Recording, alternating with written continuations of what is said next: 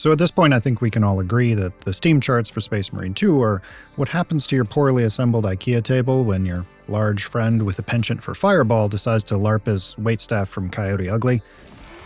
So what happened?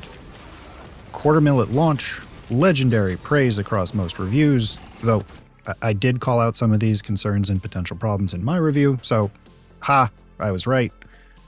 Really kind of wish I wasn't. Anyway, now we're sitting at just over 11,000 peak players in a 24-hour period, close to a major content update. Seems to say that the game's lost its spark. And yes, the game has lost its spark for most people who have been playing since release. Anyone insisting otherwise might be putting a little too much faith in the power of positive thinking there. Let's have a conversation about what might have happened and where we go from here. Now, before you reach for the heavy flamer, accuse me of heresy, and go tattle to Leandros, I'm not saying the game is terrible. I've greatly enjoyed my time with it, and that time was incredibly extended by the Astartes Overhaul mod.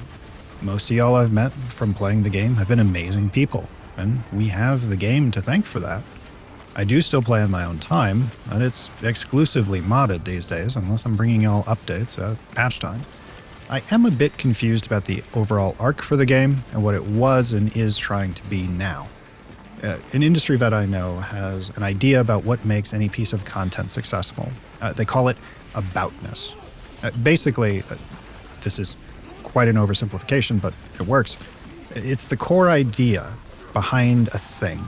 That the gameplay, the story, the art, the marketing, and later updates, if any, all work together to present and work in service of.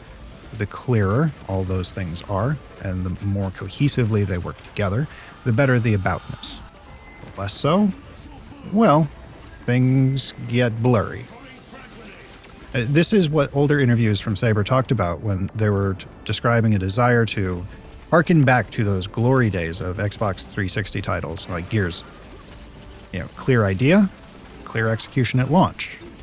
I do, however, suspect that the suits at Focus saw the unprecedented success on release and leaned on the devs at Saber to shift towards more of that live service experience, to get that sweet, sweet live service money. Plus, 40K nerds are accustomed to spending obscene amounts of money on comparably little, so I imagine this had the exact salivating about a total addressable market with money to burn. I mean, have you looked at what even a basic Space Marine chaplain costs now? Madness. And no, I'm not dunking on 40K nerds outside of maybe a self-dunk, because that is about a third of the models I've accrued over the years.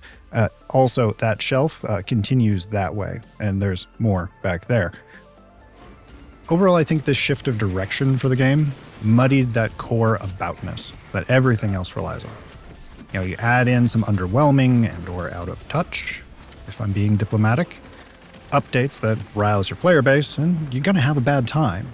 And plus, I have to assume that some folks got pulled to work on the new weird Turok title that was announced at the Game Awards. Still not sold on that. That is sacred ground for some players.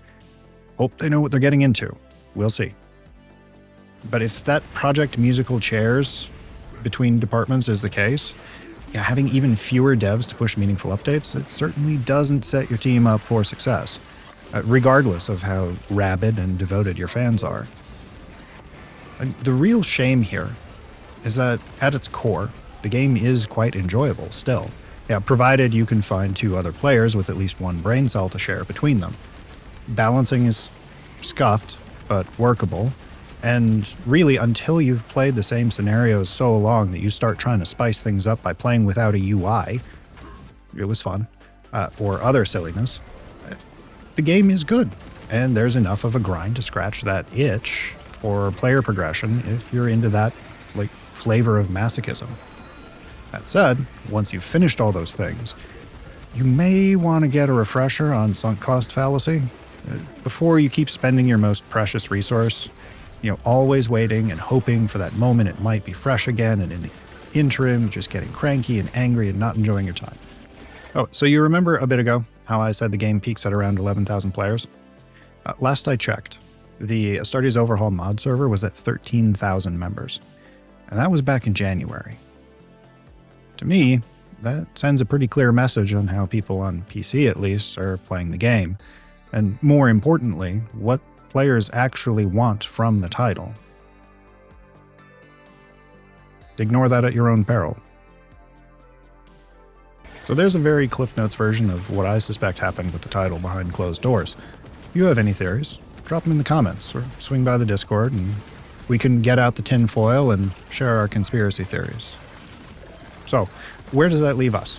Well, I'm going to keep bringing updates at major content drops for the time being. I am, however, taking my own advice on the sunk cost fallacy and seeking out other good gaming experiences that are fresh and hopefully likely to be more regularly updated. For now, that means Monster Hunter Wilds later this week. Even if you feel like it might not be your cup of tea, or you've had poor experiences with some of the older titles in the series, come take a look at it.